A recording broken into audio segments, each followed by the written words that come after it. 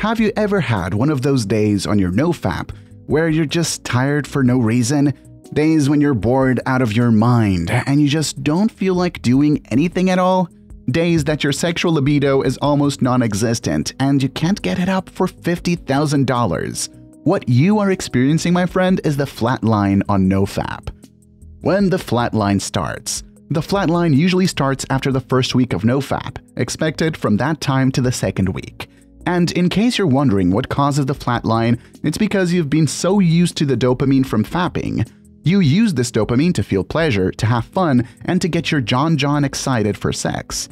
But once you start NoFap, you've cut off this dopamine source. And consequently, nothing else can live up to this dopamine source.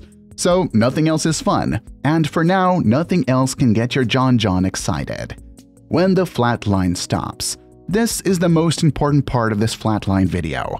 I know this is the burning question you've had about the flatline for a while. When will it stop? The expected duration of the flatline is 2 to 3 weeks. That's in a normal situation, of course. But since we don't live in a linear reality where events occur as and when expected, when the flatline will stop will be different for everybody. Technically, the flatline stops when your brain gets rewired such that your D2 receptors start picking up dopamine signals from other sources that isn't fapping. So some people can experience the flatline for 2 weeks, some people can experience it for 2 months, and I've actually seen people that's written me and claimed their flatline lasted for over a year. The most important thing to know about the flatline timeline are the factors that can account for these differences in the duration of the flatline. So maybe your flatline will be longer or shorter than average, or maybe it'll be longer than a year is actually dependent on these 3 factors. Factor number 1. How addicted you are to fapping. How addicted means if you are a mild or hardcore addict to fapping prior to starting NoFap. I would say that mild addict is the guy that started fapping after the age of 21 and he only faps about once or twice a week. The hardcore addict started fapping before he was 21. He started fapping using the high-speed internet adult content and he faps more than 2 times in a week. Your level of addiction will determine how much dopamine you are flooding your brain with and how dependent you were on that dopamine. So when you stop fapping, your flatline will likely be more intense and last longer if you are a hardcore addict. Factor number 2. How you are doing NoFap. How you're doing NoFap literally means how you're rewiring your dopamine pathways. There are different modes of NoFap. Some modes are more hardcore than others. The most popular modes are the normal mode, the hard mode, and the monk mode.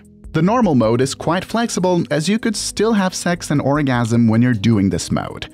The hard mode is no orgasm at all. And the monk mode is the hard mode with other activities that speeds up dopamine rewiring. As the monk mode itself caters to speeding up dopamine rewiring, someone doing this mode won't experience the flatline that long compared to someone that's doing the hard mode. And the hard mode will even produce shorter flatline periods than the normal mode. Factor number 3. Mind over matter. Just like you, when I first started doing NoFap, I lost a lot of productive days to feeling lethargic, bored, and fatigued. And just like you, I was quick to blame the flatline for all these woes in those days. I'm not disputing the fact that the flatline is something you must experience if you'd been addict to fapping in the past. I'm not even disputing the fact that some people will definitely experience low libido at some point on NoFap, due to the fact that their sexual drive had been tied to fapping for so long. But I think the flatline gets more bad rep than it actually deserves.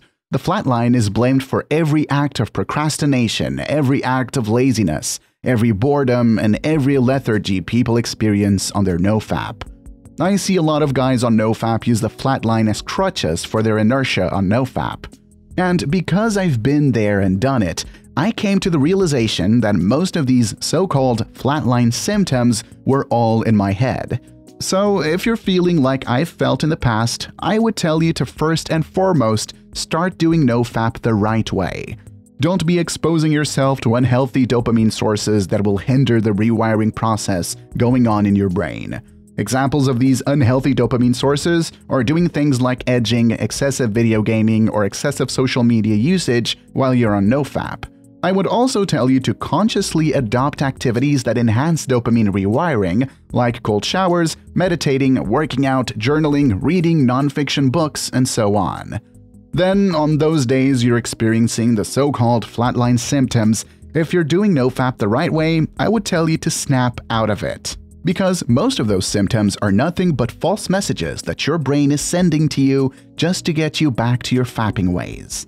But if that doesn't work and you're still struggling with the flatline, here's a video up here where I outline the step-by-step methods of how you can beat the flatline once and for all. If you watch that video, then you won't have to worry about the flatline ever again. If you made it to the end of this video, I appreciate you. If you found this video helpful at all, please destroy that like button, subscribe to the channel, and turn on the notification bell so you don't miss it when I drop videos like this in the future. See you in the next video.